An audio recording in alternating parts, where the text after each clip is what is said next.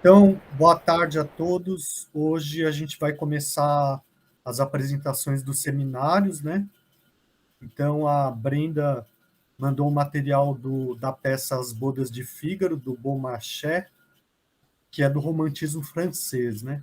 E daí tem o seminário da Jane sobre a Santa Joana dos Matadouros, do Brecht, e sobre o vestido de noiva do Nelson Rodrigues, que o Samuel vai apresentar.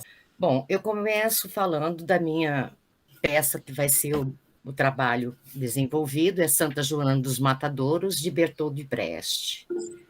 Aqui eu trago duas fotos do Brecht, uma, ele jovem, como enfermeiro do Exército, e aqui ele já bem maduro.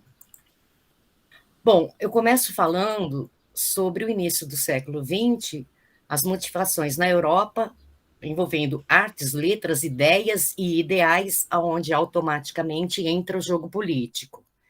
Vocês têm aqui uma linha traçada em azul que mostra as fronteiras do Império Alemão em 1914. Essa linha em vermelho são as fronteiras do Império Austro-Húngaro em 1914.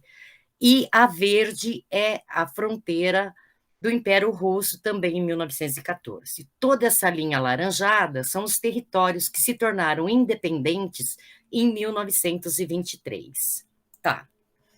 No início do século XX, ideias e ideais propuseram profundas mudanças históricas, afetando o comportamento político-social, acentuando as diferenças entre a alta burguesia e o proletariado, dando força ao capitalismo. Surgiram uns conceitos novos no campo das artes. Eu tracei uma pequena linha, mas não delimitei todos, tá? Então, em 1905 surgiu o expressionismo, 1907 o cubismo, 16 o surrealismo, 1950 a op art e pop art, que expressam a perplexidade do homem contemporâneo. Na literatura do século XVIII ao do século XX, a gente tem o romantismo, o realismo e o naturalismo.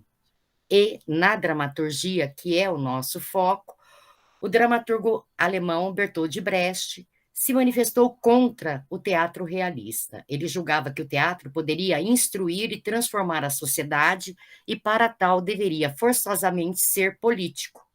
O uso de um palco nu em que fosse visível a colocação dos elementos técnicos, a iluminação, as cenas curtas, a justa posição de realidade e teatralidade, técnicas correntes em nossos dias, são em grande parte mérito de Brecht.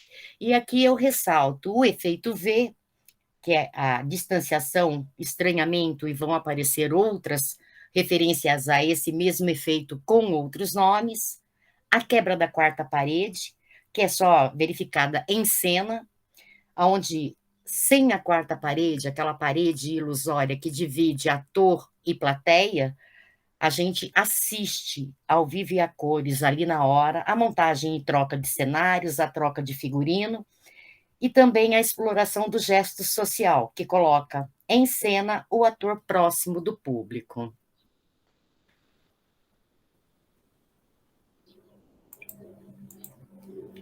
Bom, Brecht é um dos maiores homens de teatro do século XX. Ele foi um escritor completo, não apenas um excelente contista, romancista, narrador de anedotas, autor de aforismos, mas também poeta lírico. Foi um dos maiores poetas alemães e o maior dramaturgo depois de Hauptmann, que foi um romancista e dramaturgo alemão que ganhou o Nobel de Literatura em 1912, introduzindo de tendências naturalistas, peças que evoluíram para um complexo simbolismo metafísico e religioso.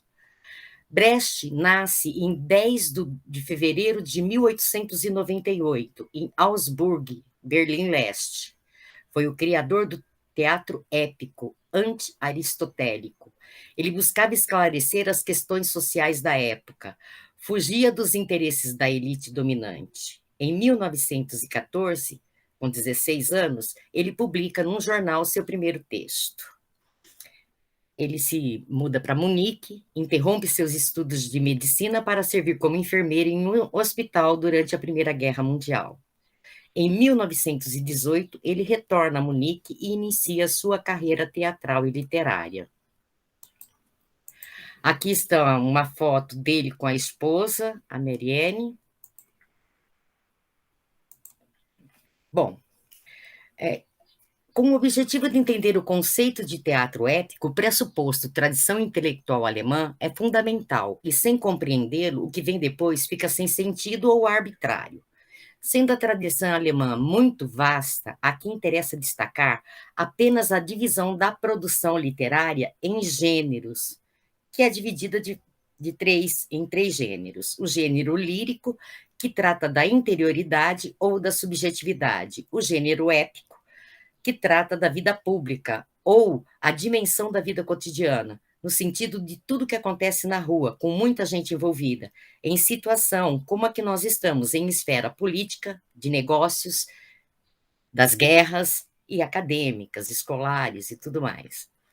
E tem o gênero dramático, que corresponde ao âmbito da vida privada, ou ao que se passa entre quatro paredes, a vida em família, o conflito de gerações, as disputas entre irmãos, amores, grandes paixões.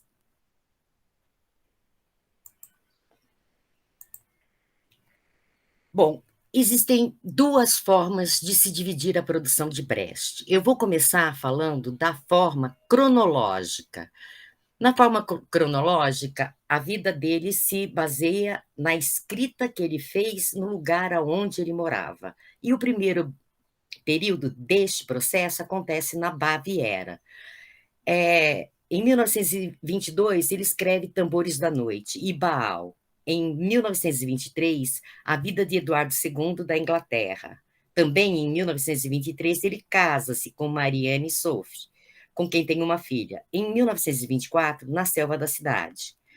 Eu esclareço que eu não estou postando aqui, ou passando aqui, todas as peças e obras de Brecht. Eu selecionei algumas, aquelas que eu acredito terem maior relevância, tá? Bom, enquanto ele se encontrava na Baviera, ele se dedicou a focalizar em temas onde os conflitos do indivíduo em relação ao meio social eram um cerne, tá?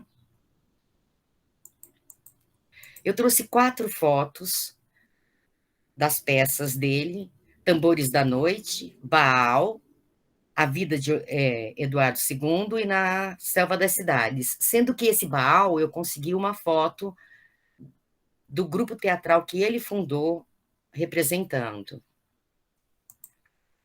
Bom, o segundo período acontece com as peças escritas em Berlim. É onde acontece uma transição do expressionismo para o niilismo iconoclasta. Em 1927, ele escreve O Homem é um Homem. Em 1928, Ópera de Três Vinténs. Em 1929, ele ingressa no Partido Independente Socialista. Em 1929, Ascensão e Queda da Cidade de Marragone. Em 30, são várias produções. A Medida, a nossa peça em estudo, a Santa Joana dos Matadouros, Aquele que Diz e Aquele que Não Diz, que traz um diferencial. Ele havia escrito Aquele que Diz, como houve uma grande comoção jovem a respeito, questionando muito esse posicionamento, ele escreveu Aquele que Não Diz. Durante algum período, essas peças eram encenadas separadamente, até que resolveu que as duas deveriam ser apresentadas juntas. Mãe Coragem e A Exceção e a Regra. Ele engaja-se no Deutsches Theater e foi assistente dos diretores Mack Reinaldi e Erwin Piscator. É o famoso criador das cenas Piscator, que Brecht usou muito, que são cenas onde aparece produção fílmica no fundo, placas, cartazes, pessoas que entram na cena portando cartazes e tal. Então, ele se utilizou muito disso e mais à frente a gente vai ver uma cena dessa. As obras são comédias satíricas, em parte musicadas, nas quais a crítica à sociedade burguesa é mais anárquica do que na fase anterior. Em 1933, com a eleição de Hitler, Brecht exila-se em vários lugares. Ele faz uma tour ali pela Europa. Ele passa pela Áustria, Suíça, Dinamarca, Finlândia, Suécia, Inglaterra e Rússia. E depois ele vai para os Estados Unidos, por onde permanece por 6 anos. Eu inicio essa sequência de fotos com uma foto da Primeira Guerra Mundial, que foi de 1914 a 1918. Em seguida, a foto O Homem é um Homem, depois a Ópera dos Três Vinténs, e nessa ascensão e queda da cidade de Marragone, apresenta aqui uma cena piscator. Toda a atitude da peça, a ação da peça está acontecendo aqui embaixo, enquanto de fundo tem a produção de uma filmagem rodando ao mesmo tempo. Bom, o terceiro período da escrita de Brecht acontece no exílio. Ele sai dos Estados Unidos, bem depois, ainda nos Estados Unidos, ele produz Terror e Miséria do Terceiro Reich, em 1935, em 1937, Os Fuzis da Senhora Carrá, também em 1937, A Vida de Galileu, em 1938, Mãe Coragem e Seus Filhos, em 1939, A Boa Alma de Seth Swan, em 1940, O Senhor Puntilla e Seu Criado Mate, em 1943, O Círculo de Giz Caucasiano. Ele sai dos Estados Unidos fugido do Comitê de Atividades Anti-Americanas, ou seja, Brecht é o precursor do macartismo, que era um movimento que perseguia comunistas e tudo mais, traduzindo grosso modo.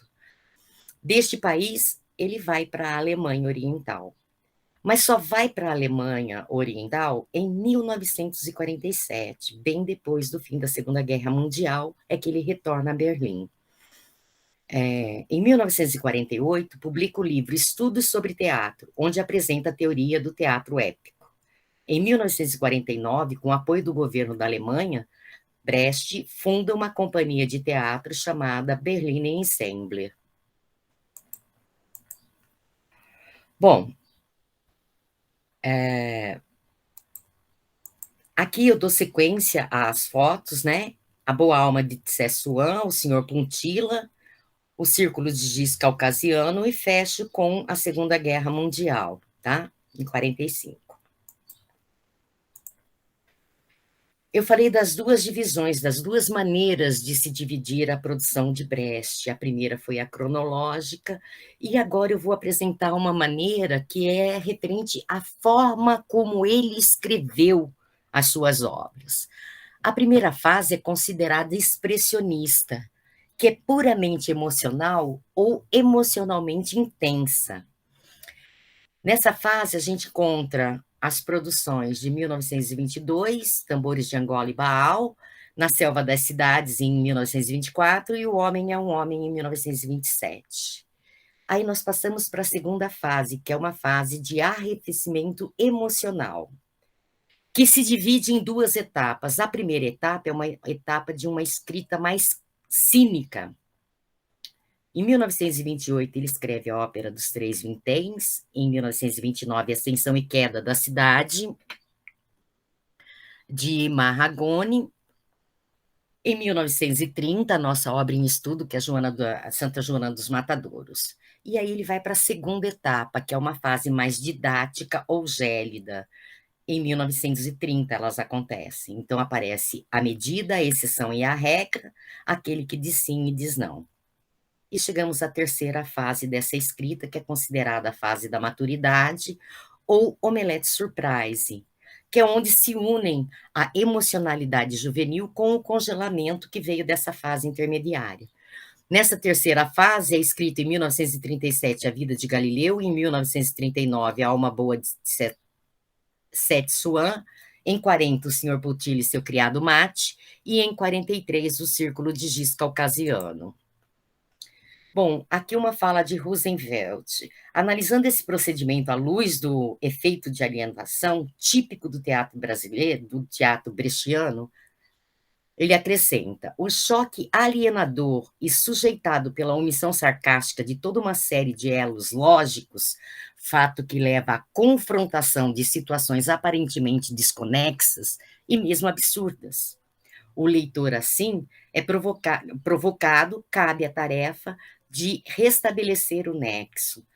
Isso quer dizer que, nesse efeito de alienação, Brecht tem a intenção de sempre mostrar ao espectador que aquilo é uma encenação, para que o espectador não entre naquela ludicidade de fazer parte daquilo, de ser envolvido pela luz do teatro, pela encenação dos atores. Então, ele traz sempre, através do efeito de alienação, essa presença da realidade e o confronto com ela. O que Brecht exige é a transformação produtiva das formas baseada no desenvolvimento do conteúdo social. Mas esse desenvolvimento material, por sua vez, exige a transformação dos processos formais. Isso explica a pesquisa incansável de Brecht no terreno da palavra, do estilo, do verso, do ritmo, da cena, do desempenho do autor, da estrutura de sua arte. Essa pesquisa e experimentação incessantes não deixarão de lhe render censuras e acusação de ser formalista e esteta, quando, na realidade, a consciência social e a consciência estética se lhe afiguram inseparáveis. O poeta que traz os valores estéticos, isto é, a sua honra profissional, é, no fundo, um traidor de sua consciência social. Bom, o Brecht é menos conhecido como poeta, porém, ele não é menos importante. Em 1927, ele publica o livro da Devoção Caseira, de sua fase iconoclástica, e em 1939, Poesias de Swedenborg. Ele escreveu poemas líricos de forte ironia e sutileza emocional, em que ele mesmo, o indivíduo Bertold Brecht, ocupa o lugar principal. O mais famoso deles é o autobiográfico chamado Do Pobre Bebê. Bertold Brecht faleceu em Berlim, na Alemanha, de ataque cardíaco, no dia 15 de agosto de 1956, aos 58 anos. Aqui eu trouxe uma tabela que apresenta o que era no teatro aristotélico e o que passou a ser no teatro épico, lembrando sempre que o épico sempre existiu. Ele só não era difundido, estudado e tão trabalhado quanto Brecht fez, tá? Então, assim, a forma do épico que traz coisas a respeito da forma como tudo acontece, só fica evidente quando confrontada com o que era o teatro aristotélico. Então, vamos lá. Se antes a forma dramática do teatro existia, agora o que existe é a forma épica de teatro. Se o palco corporificava as ações, uma ação, o palco agora relata a ação. Se antes havia um comprometimento do espectador na ação, e isso consumia sua atividade, agora é transformar o espectador em observador e despertar sua atividade. Se antes possibilitava sentimentos, agora obriga o espectador a tomar decisões. Antes proporcionava emoções e vivências, agora proporciona conhecimentos. Se antes o espectador era transportado para dentro da ação, agora o espectador é contraposto a ela. Se antes trabalhava-se com a sugestão, agora, no épico, trabalha-se com argumentos. Se antes conservavam-se as sensações, agora, no épico, as sensações levam a uma tomada de consciência. Se antes o homem se apresentava como algo conhecido previamente, no épico, o homem é objeto de investigação. Se antes o homem era imutável, agora o homem se transforma e transforma quem está ali a participar do espetáculo. Se antes a tensão em relação era com relação ao desenlace da peça, agora a tensão é em relação ao andamento da mesma. Antes, uma cena existia em função da seguinte, agora cada cena existe por si mesma. Se antes os acontecimentos decorriam linearmente, agora eles decorrem em curvas. Se antes a natureza não dava saltos, agora, no épico, a natureza dá saltos. Se antes o mundo era tal como era, agora o mundo é tal como se transforma. Se antes o homem como deve ser, agora é o homem colocado como o imperativo do que ele faça. Se antes eram impulsos, agora são motivos. Se antes o pensamento determina o ser, agora o ser social determina o pensamento. Se antes tudo se movia através do sentimento, agora tudo se move através da razão. Bom, o termo épico quer dizer narrativo, não significando epopeia. É um teatro que só se completa no palco. Claro que as peças podem ser lidas, mas suas virtualidades só se expressam definitivamente em cena.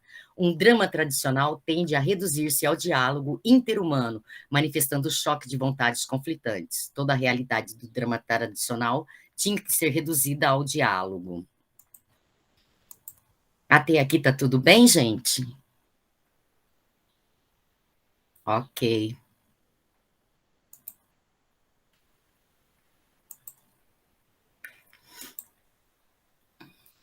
No teatro narrativo, não são abordados os planos profundos da alma, mas sim o extra-humano, o super-humano. Isso quer dizer que ah, os planos profundos da alma, mas sim o contexto, o extra-humano, o super-humano, a indústria do trabalho moderno, o contexto superindividual é que toma a frente. O mundo que presenciamos e do qual fazemos parte não cabe no diálogo interindividual, é um mundo anônimo. No teatro precisaria ser mostrado o esmagamento do indivíduo dentro do contexto social.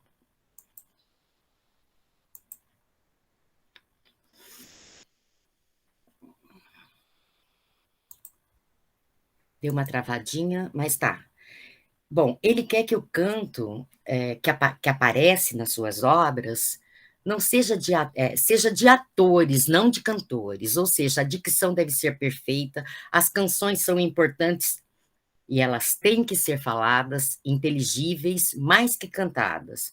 Brecht não procura músicas harmoniosas, lindas, perfeitas. Ele prefere que sejam ásperas, com a letra desencontrando-se do ritmo às vezes. Bom, aqui eu trouxe duas fotos da Santa Joana dos Matadouros, encenadas aqui no Brasil. Como eu não achei nenhum grupo de destaque que tivesse renome, que tivesse apresentado essa peça, eu trouxe uma programação do palco giratório do Sesc Poá de 2016 e uma outra também de 2016, onde a Luísa Arraes faz o papel de Joana d'Arc e que foi apresentada na Praia do Anil e no Teatro Municipal do Rio de Janeiro. Como eu estou com um pouquinho de problema na sequência que está travando, eu vou deixar o vídeo para a gente ver por último, para não dar problema de travar tudo, tá? Bom, qual é a importância desta obra? Ela é importante porque ela apresenta uma crítica consciente da modernidade capitalista em geral. Esta crítica é uma crítica abrangente de como a crise do modo de produção capitalista se apresenta e do processo sócio-histórico que condicionou a ascensão do Partido Nazista em particular. Eu vou apresentar por uma perspectiva de luta política, tá? O modo pelo qual o sistema de dominação econômica se apresenta também implica todo o modo pelo qual ele é ativamente representado pelos seus vários agentes, de tal maneira que ele possa continuar a existir e a expandir-se.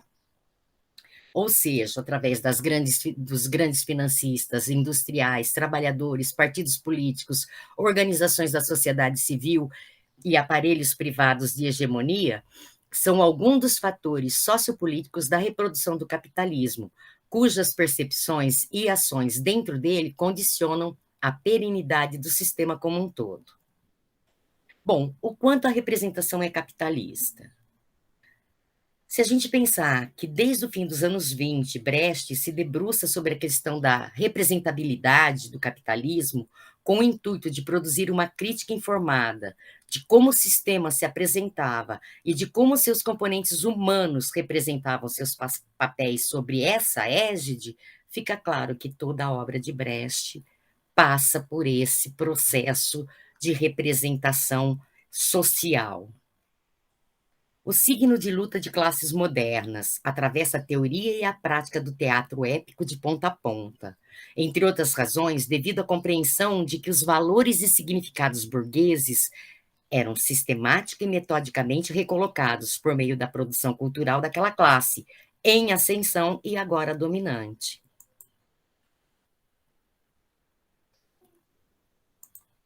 Bom, existe uma tríade, se a gente partir de análise só do nome da peça, a Santa Joana dos Matadouros, né? Então, Joana d'Arc faz uma alusão, pertence aos Boinas Pretas, faz uma alusão a Joana d'Arc da Guerra dos 100 Anos, que tem ligação com a Igreja Católica.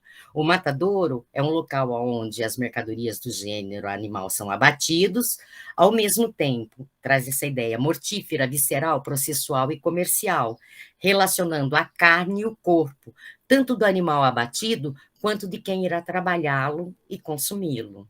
E Chicago, com a Bolsa de Valores, apresenta e representa a crise estrutural do capitalismo. Bom, o triângulo acima não deve ser lido como um acessório contingencial, mas como o indicador de um sistema de significação inerente à forma objetiva, que é tanto literária quanto sócio-histórica, da peça como um todo. A banalidade da carnificina, encapsulada pela palavra matadouros, parece ser a real base da qual emergem tanto a mistificação religiosa quanto um ambiente do qual instalaram-se as instituições político-jurídicas fundamentais para a administração da totalidade das forças e condições de produção do capitalismo. Nós vamos ver agora duas versões relatando o que foi, o que é a peça Santa Joana dos Matadouros. É considerada uma das grandes peças do século XX. Ela retrata a crise econômica, a miséria, o patrão que explora o empregado e o trabalhador que luta pela sobrevivência. Os atores trazem à cena um espetáculo vivo para denunciar questões tão atuais e importantes quanto eram na época em que foi escrito esse espetáculo, há mais de 90 anos. Joana d'Arc é uma jovem ingênua, cheia de fé, que pertence ao grupo missionário Boinas Pretas, se une à luta dos operários contra o desemprego e as demissões crescentes que assolam a indústria e se deparam com a mecânica complexa e violenta da política econômica. A incisiva crítica social presente na obra também se revela por meio da música e da iluminação, que desempenham papéis importantes na trama. Bom, ela foi escrita em 1930, a peça fala sobre a especulação do preço da carne em Chicago, uma Chicago mítica, inventada e fictícia. A personagem principal é uma moça pertencente a esse grupo de boinas pretas, que são missionários religiosos, parecido com o Exército da Salvação, que nessa época atuava muito na Alemanha, em consequência da crise de 1929. A problemática volta-se para a atualidade. Focaliza-se a distribuição de sopa nas ruas geladas da cidade. E aqui uma colocação muito interessante do Rosenfeld. Evidentemente, Brecht detesta soluções filantrópicas. Ele era completamente contra a filantropia. Bom, um pouquinho da história. Em síntese, Pedro Paulo Bocarra é um magnata da carne ligado a especuladores nacionais e internacionais e vale-se de sua condição como grande patrão e desses laços com os especuladores para tomar uma série de decisões administrativas que acabam por desempregar milhares de funcionários, seus e de outros empresários da carne, o que, por sua vez, faz seu caminho e o de Joana se cruzarem, pois ela sofre os efeitos das decisões do magnata especulador, na medida em que os funcionários demitidos pedem ajuda à organização religiosa cristã na qual ela atua. Joana, inclusive, toma parte das manifestações e da greve geral dos trabalhadores contra as consequências da especulação de Bocarra, mas tal como eles, acaba vitimada quando os industriais recorrem, desculpe-me, às forças policiais para reprimir duramente este movimento. O término, inclusive, não poderia ser mais simbólico. A imagem de Joana é sequestrada pelos mesmos grandes industriais e cujas ações ela se opôs, e os trabalhadores remanescentes da dura repressão continuam tendo que se submeter às condições de trabalho insalubres impostas pelos grandes vencedores do conflito, Pedro Paulo Bocarra e seus colegas magnatas da carne.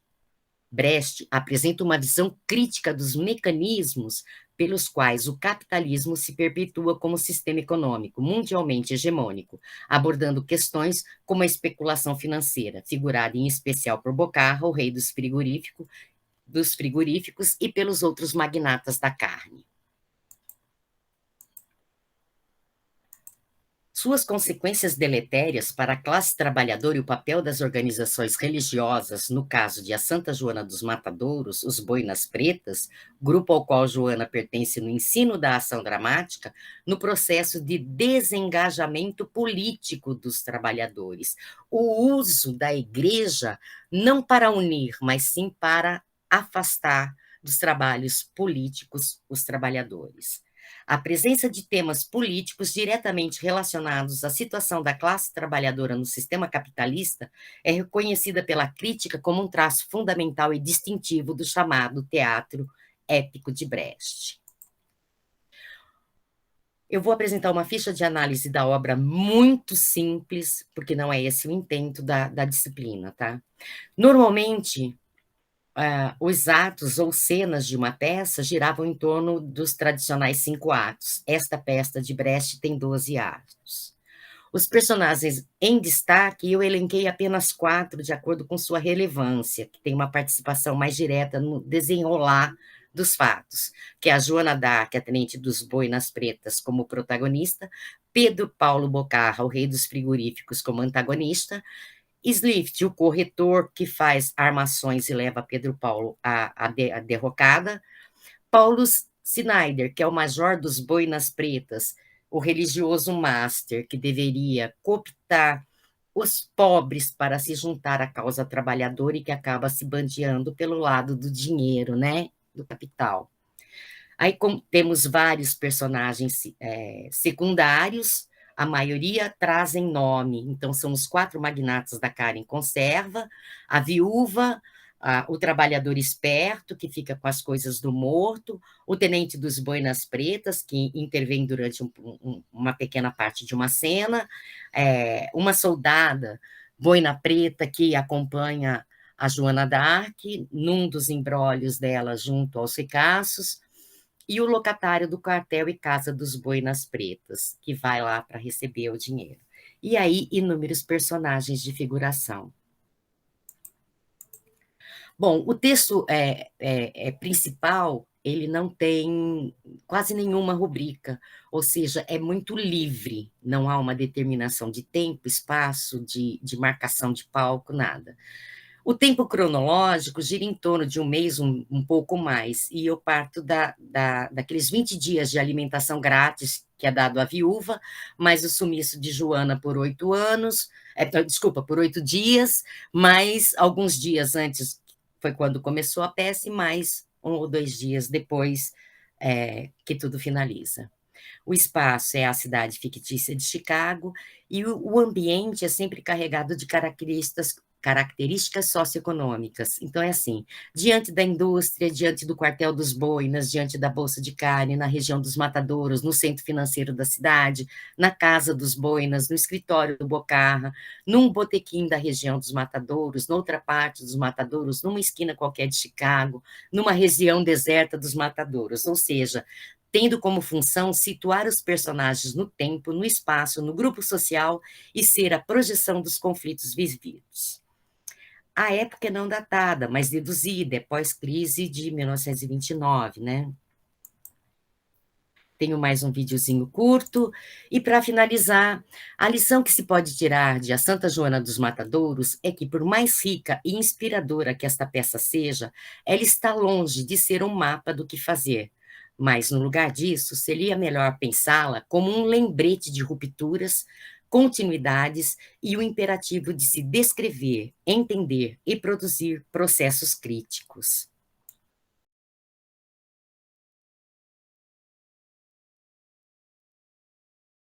Eu vou colocar no grupo, professor, porque a qualidade do vídeo, como é original, é muito antigo, ele está com um som bem baixinho, inclusive aquele que passa a tradução com a legenda também é bem antigo. Só quando o Luiz entra que a gente consegue ouvir um pouco melhor.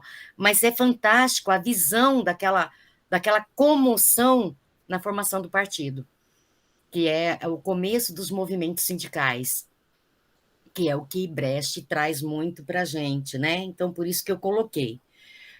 O da Santa Joana com as crianças, eu acho lindinho, porque é uma coisa tão profunda e eles representam com uma propriedade muito grande. Mas está feito, professor, está apresentado o trabalho. Tá bom. Então, obrigado, Jane. Deu exatamente 40 minutos, né?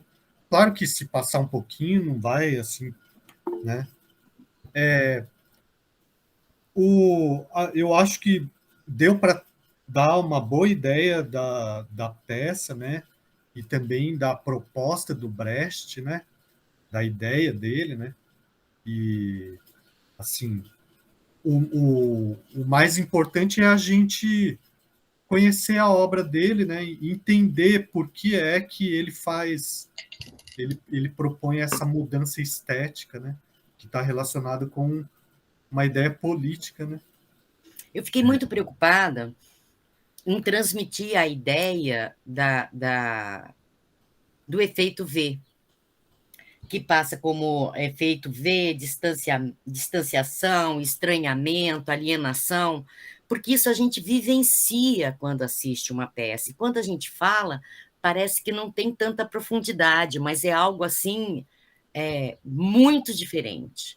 Ou seja, não existe nada que aconteça na coxia. A coxia não existe para Brecht.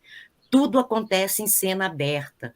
Não existe mais. Eu sou um ator que estou representando, que é o gesto social, ou seja, o afastamento do ator, do personagem e a integração com o público. Isso eu acho que é o mais fantástico de Brecht e do Entendi. teatro épico. Certo. A ideia é mais provocar reflexão do que transmitir uma ideia pronta a respeito da realidade, né? E E com a também, perspectiva de se reunir depois da peça para trocar ideias, né? Não ficar sim. ruminando sozinho. Aham. E também, como você falou, ele está mais,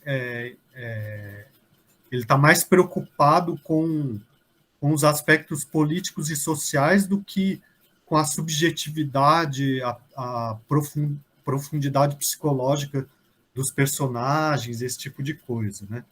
É aqui e agora, é o embate do Uhum. momento, é o que está acontecendo, é pele, né?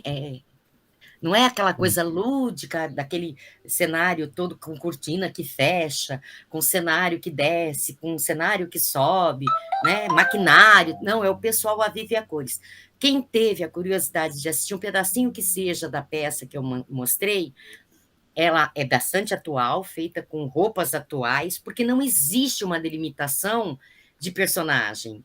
Não se cria estereótipos definidos, marcados, milimetricamente calculados, entendeu? Então, assim, a troca de personagem em cena, a troca de foco de ambientes, é tudo feito ali por jogo de luzes que ele valoriza muito e é fenomenal, eu acho. Sim, também eu deixei um vídeo ali, né? Não sei se. Eu assisti. Sim. Então, se alguém tiver interesse em se aprofundar, né? Tanto no autor quanto na obra, né? Tem como fazer isso, além dos próprios textos, né? Assim, entender qual é a proposta do teatro épico, ou didático, ou narrativo, né?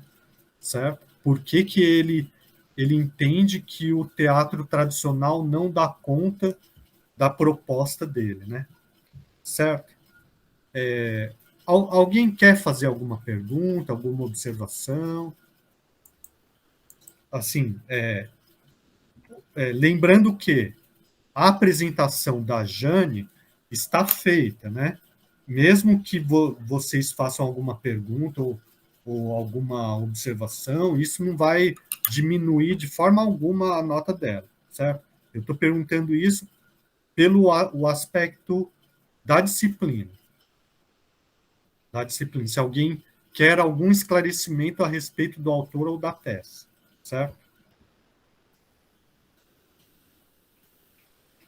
Se todo mundo entendeu a ideia do teatro épico, em que consiste.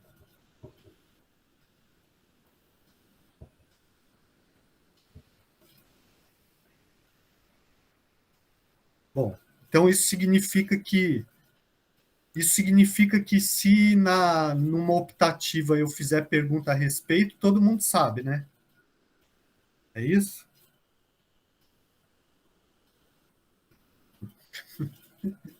Bom, então tá bom. Ó, tentando explicar bem simplesmente, a questão é assim: ao invés de, para não ficar limitado só a transmitir a história através da representação dos atores e do diálogo entre eles, é que ele cria outros recursos que tem a ver com o narrativo, certo? O narrativo significa não transmitir a história única e exclusivamente pela representação dos atores e os diálogos, né? Então, como os atores muitas vezes estão representando personagens que são alienados politicamente, então é preciso ter alguma coisa além da consciência desses personagens para transmitir a história de um ponto de vista que provoque mais reflexões a respeito dos aspectos políticos, por exemplo, certo? Então, os próprios personagens não seriam capazes de fazer isso, certo? Tudo bem? Isso de uma maneira bastante simplificada, né? Então, tá. Então, a gente pode começar, então, com a apresentação do Samuel, né? Agradecendo, né, a Jane, parabenizando ela pela apresentação dela. Então eu vou falar sobre O Vestido de Noiva, né, que é uma peça do Nelson Rodrigues. Aí, primeiramente eu trouxe alguns dados sobre o Nelson Rodrigues, né. Ele nasce no dia 23 do 8 do 12 em Recife, né, e morre dia 21 do 12 de 1980 no Rio de Janeiro, né. Então eu não sabia que ele era recifense, né. Ele nasce, né, na cidade, mas a sua família ela se muda para o Rio de Janeiro em busca de mais oportunidades, né? Então, seu pai, Mário Rodrigues, era já jornalista, né?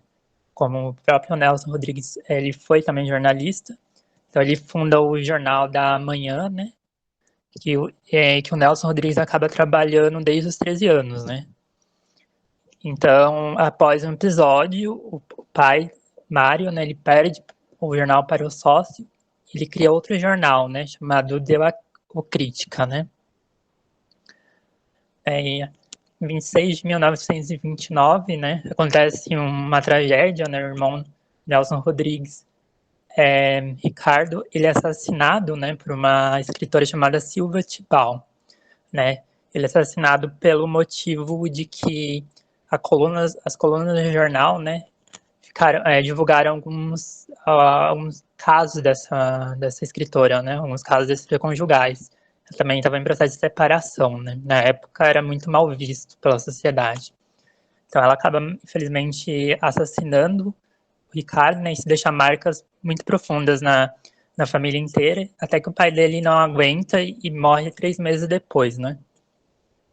Então, durante a era Getúlio Vargas, né, ele assume em 1930, então o jornal ele é fechado, e a família Rodrigues ela passa por um período de dificuldade dos anos 30 até os 1935, né. Então o próprio Nelson fala que foi um período de muita miséria na vida, né, dele, da família. né? Já em 1936 morre outro irmão do Nelson Rodrigues, chamado Jofre, né? Esse irmão era o mais perto, era o mais próximo dele, né? Como o Nelson Rodrigues ele também tinha tuberculose, mas o Nelson Rodrigues ele consegue se curar da tuberculose e o irmão não, né? Aí, em 1936 ele começa a escrever sobre futebol, né, em colunas jornalísticas. E só em 1941 que ele estreia com a primeira peça, né, chamada Mulher Sem Pecado, continuando a escrever para os palcos até o fim da vida, né? Ele começa a escrever peças com o intuito de ganhar dinheiro mesmo. Os depoimentos dele mostram isso, né? Que ele queria ganhar dinheiro, que na época tinha um dramaturgo que estava ganhando muito dinheiro, ele queria também ganhar, né? Então, ele também acompanha algumas adaptações cinematográficas, né, de seus filmes, né? Uma delas é o Dama da Lotação, né, que é protagonizado pela Sônia Braga, né?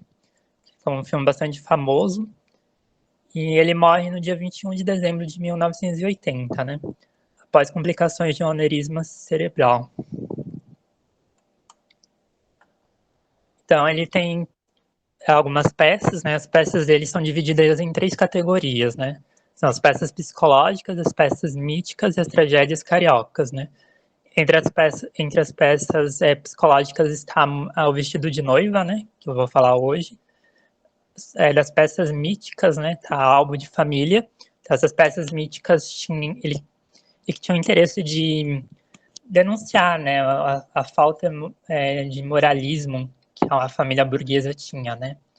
Ele expunha muito a hipocrisia, né? Casos extraconjugais, entre outras coisas que era comum naquele círculo lá no Rio de Janeiro, né? Já as tragédias cariocas dele, eles se concentram mais no subúrbio, né? E do Rio de Janeiro, né? Um exemplo dessas peças é o Sete Gatinhos, que tem um filme, né, com Lima Duarte, onde mostra um pai, né, que ele passa a ser uma espécie de gigolô das filhas, né? Ele dá as filhas para a prostituição, né? Então, o Nelson Rodrigues ele tem algumas particularidades quanto ao seu pensamento, né? Então, ele acredita que o ser humano ele é movido por algo irracional, né? Que vem ao encontro do que Freud fala de inconsciente, né? Então, ele vai na Terra, o homem vive desgarramento de humanidade perdida, inconsolável, órfão de Deus, né? Então, ele tem essa visão cristã, que é dessa necessidade que o homem tem de dar sentido à vida por meio de Deus, né? Também ele tem aversão a ideias massificadas, juízos fundados na aparência, explorações óbvias de qualquer fenômeno, né? Então ele tem também uma postura bastante combativa contra as esquerdas, né? Não só o comunismo, como o socialismo em si, né? Ele faz críticas bastante severas ao regime stalinista, né? Mas, por outro lado, ele defende a ditadura porque ele acredita que os militares eles estavam fazendo o mal menor. Caso os comunistas chegassem ao poder, ia ser muito pior, né? E ele teve um filho, né, que foi poupado de uma operação militar por causa do pai, né? O filho dele também se chamava Nelson, né? Se chama, não sei, um pouquinho. Então ele também tinha bastante como vou dizer, uma inabilidade de lidar com a realidade, né? Isso fica evidente na peça Vestido de Noiva, né? Então até tem uma frase que ele fala em outra peça: se tirarem do homem a vida eterna, ele cai de 4 imediatamente, né? Então ele vê essa questão do absurdo da existência, né? Então ele acredita que o humano é uma criatura transcendente, né? Também as representações femininas de mulheres nas peças dele sempre de uma forma muito trágica, né? As mulheres sempre elas são vítimas de determinada situação de alguém, né? E a morte ela sempre aparece como algo violento, né? Trágico. Talvez isso se dê pelo assassinato do irmão Ricardo dele, né? É bastante constante, né? Então, aqui, Vestido de Noiva, né? Ela foi encenada pela primeira vez em 1943. Eu trouxe essa imagem, né, que demonstra uma cena da peça, né, quando a Laide, ela entrega para a irmã Lúcia o buquê, né. Então, na primeira versão, quem fez a Laide foi a Lina Gray, quem fez a Lúcia foi a Stella Perry, né. Então, quem ficou responsável pela encenação na primeira peça, né, que foi encenada no Teatro Municipal do Rio de Janeiro, foi o polonês Imbisky, né? E pela cenografia, quem ficou responsável foi Thomas Santa Rosa, né? Então, foi uma peça bastante elogiada, né? Considerado um marco do modernismo nos palcos, né? Porque já havia o modernismo na literatura, com a Semana de Arte Moderna de 22, mas faltava isso chegar aos palcos, né? Então, o Nelson, ele consegue fazer com que ele e Zimbisky, né? Juntos eles conseguem trazer essa modernidade para o palco, né? Vestido de Noiva não foi a primeira peça que o Nelson Rodrigues teve encenada. A primeira peça foi A Mulher Sem Pecado, né? Então ele era leigo no teatro, né? Não sabia nenhuma técnica. Então ele conseguiu absorver algumas técnicas e conseguiu até transgredir na próxima peça, que foi Vestido de Noiva. Então a peça ela tem como característica inédita que ela é dividida em 3 planos, né, narrativos. Um plano da memória, um plano da alucinação e um plano da realidade, né? O plano da memória e da alucinação, por ser projeção do inconsciente da personagem Alaide, eles não seguem uma ordem cronológica, né, diferente do plano da realidade, né? Até o Malgal, de 2008, fala: vestido de noiva, rompe o véu da consciência e, no que tem de mais importante, se realiza como projeção exterior do subconsciente da protagonista, nos palcos da memória e da alucinação. O plano da realidade, meramente situativo da aventura da subconsciência, né? Então é como se o subconsciente da personagem estivesse refletido no palco, né? Então a peça ela possui 3 atos, né? Cada um deles a alternância entre os planos, né? Então, uma hora é o plano da alucinação, uma hora é o plano da memória, uma hora é o plano da realidade, né? Eles se alternam. Essa alternância é indicada por meio da luz de um refletor que foi colocado em frente ao palco, né? Que vai do chão. Então, ele vai destacando o plano que está acontecendo na ação, né? Então, tem o primeiro ato, né? Então, no primeiro ato, há barulhos, né, que indicam acidente de carro, né, barulhos de buzina, de derrapagem, de vidro estraçalhado, né, então que dá a ideia do espectador que houve um acidente de carro, né, então logo a gente vê o plano da alucinação, né, onde a Laide, ela encontra sentada 3 mulheres, né, algumas mulheres com vestidos de cores berrantes, né, e ela começa a perguntar acerca da Madame Clessy, né, e ela fica perguntando acerca dessa mulher, né? E nenhuma das personagens acaba respondendo ela, né? Então, ela demora a ser respondida, e quando ela é respondida, ela descobre que a Madame Clessy está morta, né? Está morta, né? E ela foi assassinada, né? Além disso. Ela se desespera, né? Já no plano da realidade, as luzes são acesas e vários repórteres falam ao mesmo tempo no telefone acerca do atropelamento, né? Então, até mostra uma confusão de vozes nesse momento, né? Aí depois há uma volta para o plano da alucinação, né? Então, a Laide, ela se encontra num bordel, né? E se cruza com homens que têm o mesmo rosto que o marido dela, o Pedro, né? Também é aqui que ela encontra a Madame Clessy, que auxilia a lembrar da infância, né? Então, no plano da memória, é apresentada a conversa dos pais de Alaide sobre a antiga dona Madame Clessy, né? No caso, ela fica sabendo da existência de Madame Clessy pela leitura de um diário. Estava na casa que ela mudou com os pais, né? A Madame Clessy, ela viveu naquela casa no começo do século e ela deixou esse diário, né? Então, a Alaide tem material para confabular, né? Acerca da Madame Clessy, né? Aí depois volta no plano da realidade, né? Então, a Laíde, ela está numa sala de cirurgia, onde os médicos a operam e tem uma breve conversa, né? Então, ela está entre a vida e a morte, né? Dentro dessa sala da cirurgia. Aí, depois do primeiro ato, alternam-se o plano da memória e o plano da alucinação, né? Então, a Laíde, ela conta para Cleci que ela matou seu marido, que é Pedro, né? E também o dia do casamento de Alaide é rememorado, né? Aparecendo nele uma mulher de véu, uma mulher misteriosa que ninguém sabe quem é até o momento, né? Aí no ato 2, né? Alaide e Cleci conversam no microfone, né? Então o microfone ele é colocado no alto do palco e as duas elas começam a conversar por esse microfone, né? Aí a gente vai no plano da memória, né? Ela lembra que ela discutiu com essa mulher do véu, né? Antes de sair do quarto, quando estava vestida para o seu casamento de noiva, né? Essa mulher do véu, ela tem um rancor de Alaide, porque a Alaide roubou seu namorado, né? Então, ela questiona a Alaide sobre a identidade da mulher do véu, né? Mas ela ainda não fala quem é, ou não fica explícito se ela não sabe quem é a mulher do véu ou se ela não lembra quem é a mulher do véu, né? No plano da realidade, enquanto isso, os médicos estão tentando salvar a vida de Alaide, né?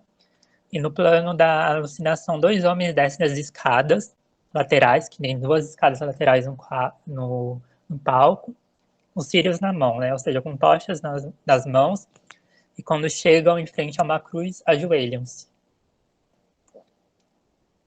né?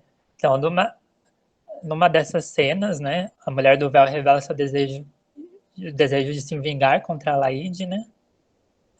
Mais à frente revela-se que essa mulher é nada menos que a irmã de Alaide, da protagonista, Laura, né? Em outra cena, né, a Cresci conversando com um jovem namorado, né, que tem 14 anos, e esse jovem namorado sugere a Cresci que eles deveriam se matar, né? Então, Cresci só descobre que está morta por meio de Aleide, né? E que o caixão que os homens estão velando é o seu, né? Em outra cena. Acontece o velório, digamos assim, né?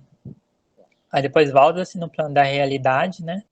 Então, Pedro, ele é informado pelos médicos que a Laíde está em estado grave, né? Mas ele não demonstra nenhum choque quanto a isso. A reação não mostra nenhuma reação de tristeza, de desdentamento quanto a isso.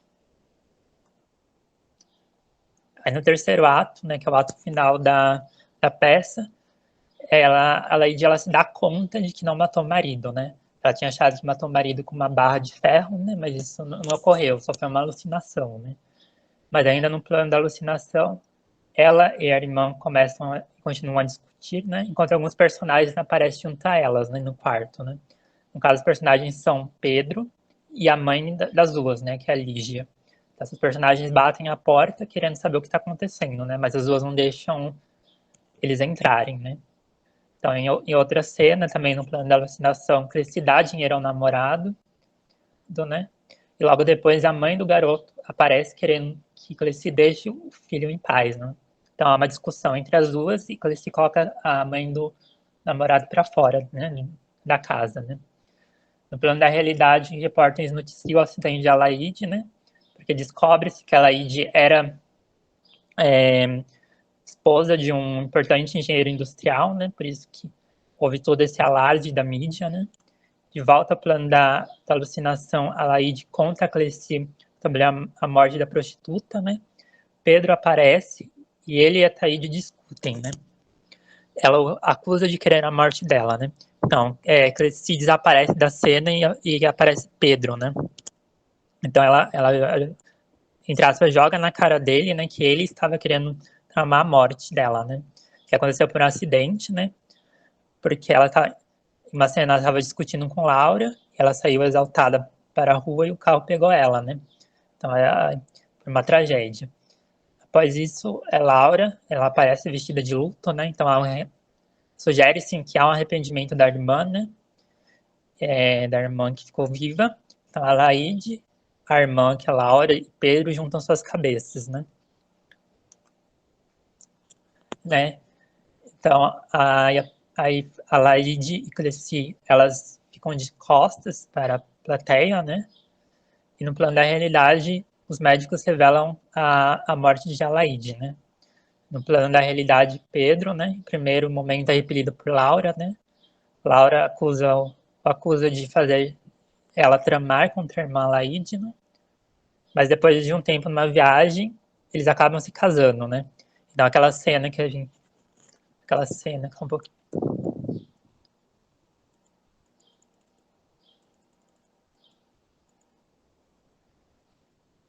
Essa cena é da Laide entregando o buquê para a Lúcia, né?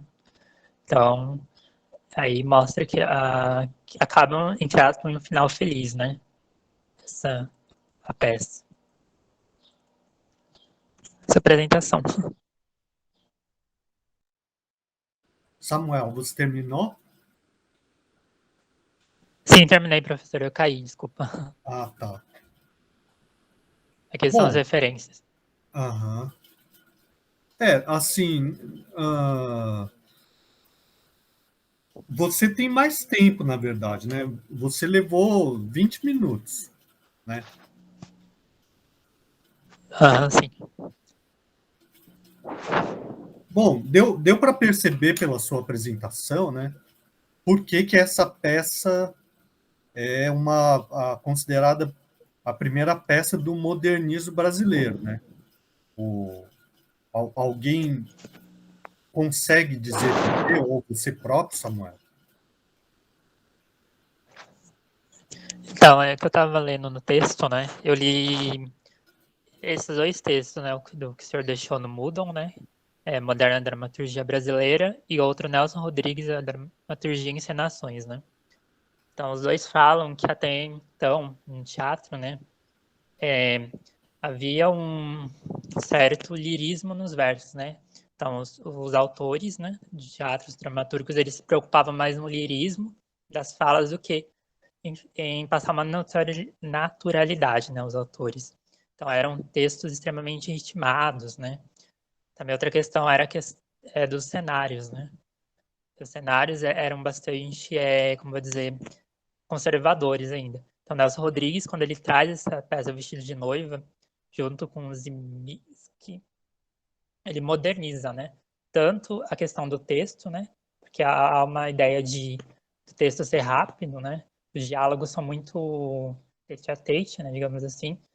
E, e a modernização do espaço da peça, né? Do cenário da peça pelo diretor, né? Então, por isso que ela acaba sendo considerado o marco do modernismo do Brasil, né? Também porque ela tem uma ideia de expressionista, né? Quando eu li, né, o autor o Sábato, ele fala que o Nelson Rodrigues não teve contato com o expressionismo, né? Mas mesmo assim, essa peça, Vestido de Noiva, tem aspectos expressionistas, né?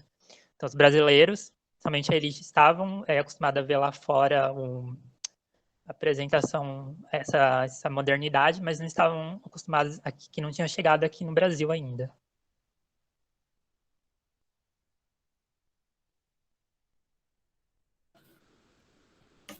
Assim, pela sua própria, pelo resumo que você fez, né? Inclusive um resumo muito bem feito, né? Dá para perceber mais coisa além disso que você falou, né? Que é característica própria da arte moderna, né? Alguém consegue dizer, ou o próprio Samuel?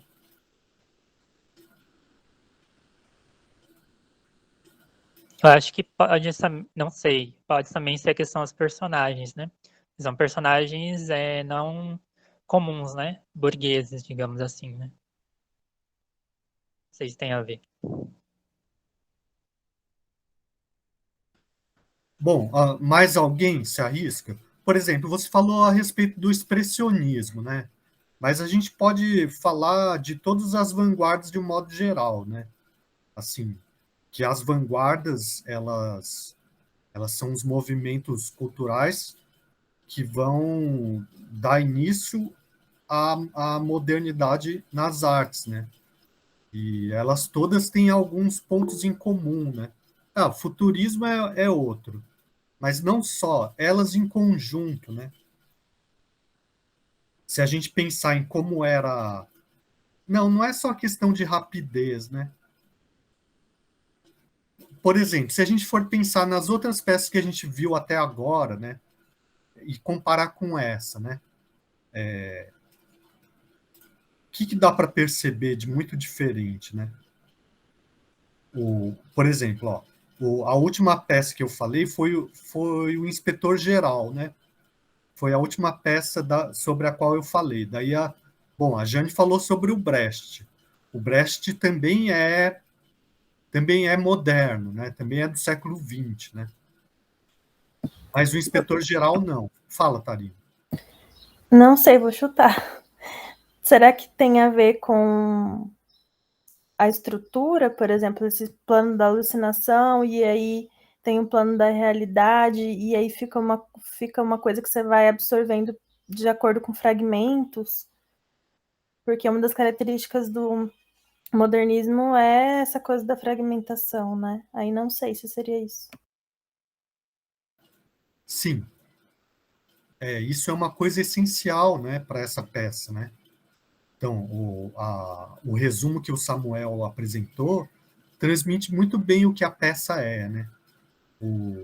Mas faltou ele deixar mais claro por que ela é tão importante, né? Assim, é justamente isso, né? Então, até, por exemplo, quando eu estava falando sobre o inspetor-geral, né? Existe uma história que acontece num único plano, né? Que é esse plano da realidade, né? Então, mesmo que tenha, de acordo com a análise da Arlette Cavalieri, né? Aquele texto que eu deixei para vocês, mesmo que pelos diálogos tenham vários fragmentos de história, né? Não tem esses planos, né? E esse plano da alucinação, o plano da memória, né? Fazem com que são uma maneira de expressar uma mudança na concepção da realidade, na própria concepção da realidade, certo? Que tem muito a ver com a virada do século, né? E tem muito a ver com as vanguardas, né? Então, o que é essencial para a arte moderna é o quê? É a crise do realismo, né? É a ideia de que não é possível representar a realidade de uma maneira fiel, né? Uma representação fiel da realidade, como propunham os realistas, porque não existe uma realidade absoluta externa, independentemente do observador, né? Certo? Então, uma coisa essencial... Bom, isso já começa com o impressionismo, o simbolismo, né? Só que uma coisa essencial para essa mudança de mentalidade também é a psicanálise, né? Então, não por acaso, é um plano da alucinação e um plano da memória, que tem a ver com... acho que o próprio Samuel falou a questão do inconsciente, né? Fala, Jane. Eu fico sempre por último para poder deixar os meninos falarem, né? Assim, eu me lembro muito da batida como divisor de águas, por ser de desmesurada coisa sentimental, e porque é o primeiro melodrama, né, moderno, brasileiro, que envolve essa condição estético-estrutural. Então, assim, mesmo ele não conhecendo nada de teatro, de sendo a segunda peça que ele leva, ele surpreendeu a todos pela forma como ele elaborou e chegou ao melodrama moderno brasileiro. Esse é o grande divisor de águas, que ele toma a frente, né?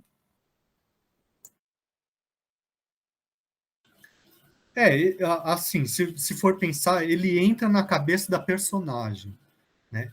Ele entra na cabeça da personagem que está em coma. Então, é uma proposta bastante inovadora, né? Ele mostra o interior, não Isso, o exterior, né? isso. Ele vai representar o que está se passando além tem o plano da realidade. Bom, é a realidade mesmo, realidade externa. Mas ele vai representar o que está se passando na mente da personagem que está em coma, né? Representar no palco o que se passa na mente da personagem. Então, é uma coisa muito inovadora, né? É uma coisa moderna, né? Certo? Essa que é a grande questão dessa peça, né? Então, daí se a gente for pensar, por exemplo, no Beckett, que vai ver depois, bom, daí já tem todo um outro tipo de complexidade, né? Ou no Um Bonde Chamado Desejo também, né? E o Brecht é outra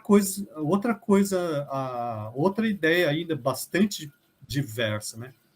Então, o Brecht tá preocupado com os aspectos históricos, sociais, políticos, né? Aqui o Nelson Rodrigues tem aspectos sociais, mas mais relacionados à moralidade, né? Mas tem um aspecto de complexidade psicológica da personagem, né? Certo? É a questão da culpa, a questão da sexualidade, né? Tudo isso aí, né? E o inconsciente, né? A memória, a alucinação, né? Certo? Mas, bom, mais alguma coisa que alguém queira dizer?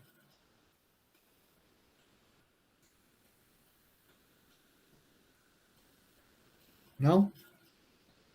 Bom, então eu parabenizo também o Samuel, né? Agradeço pela apresentação.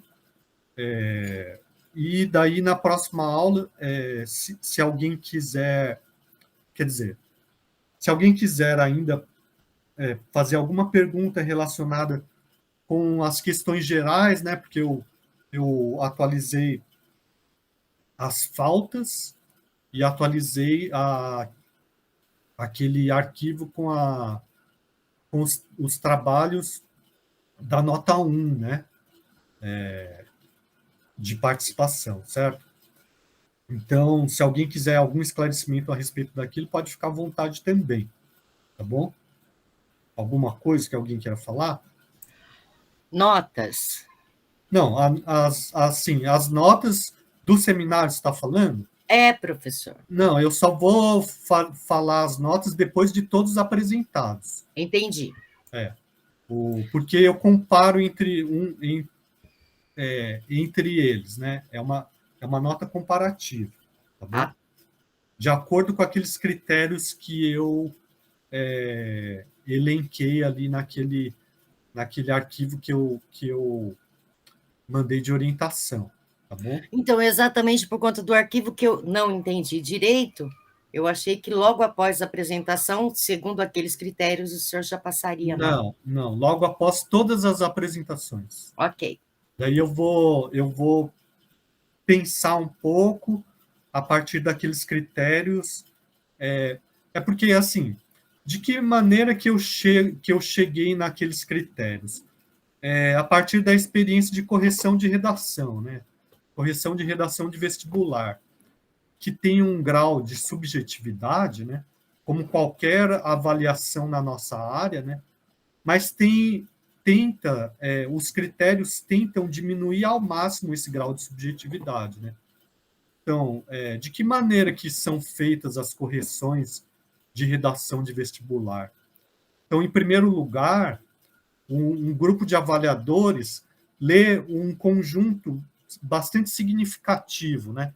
Como se fosse uma grande amostra de redações, né?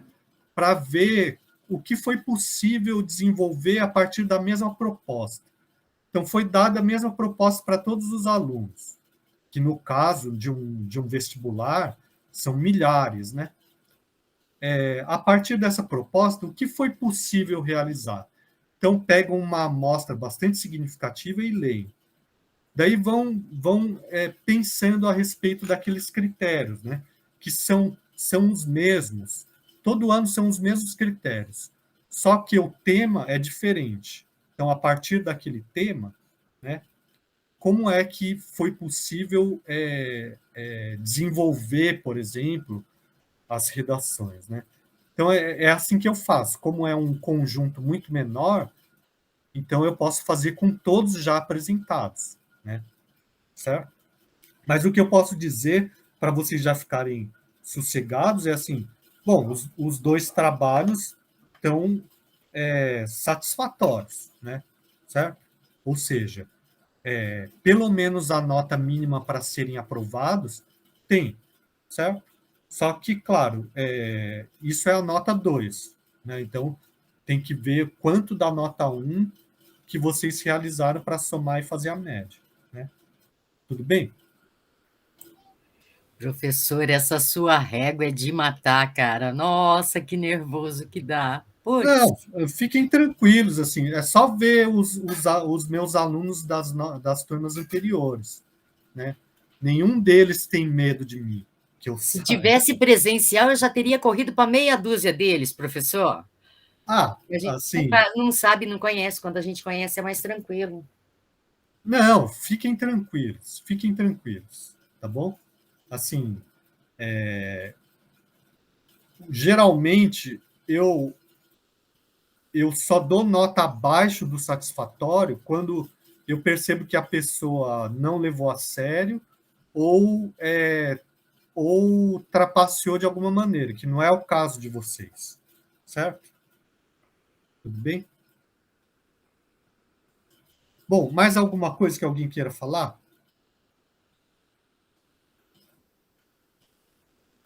Bom, então, eu agradeço a todos, né, pela presença, pela participação, e até a próxima semana, então, quando a gente vai ter mais 3 apresentações, certo?